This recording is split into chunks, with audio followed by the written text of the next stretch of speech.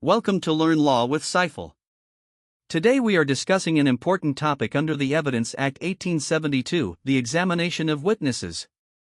This is essential for both civil and criminal trials. What is witness examination?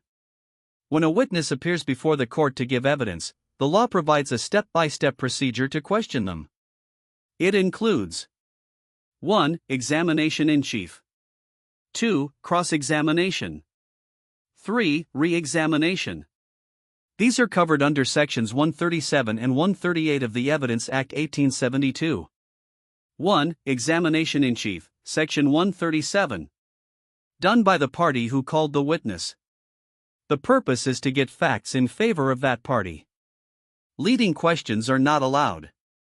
Example: a prosecution lawyer calling a witness to prove what they saw in a murder.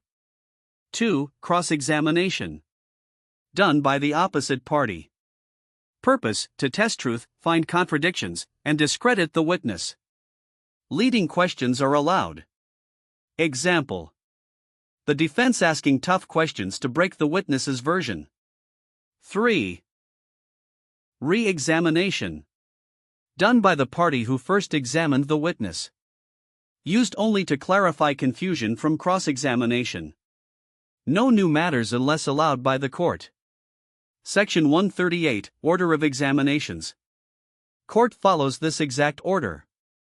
1. Examination in chief. 2. Cross-examination.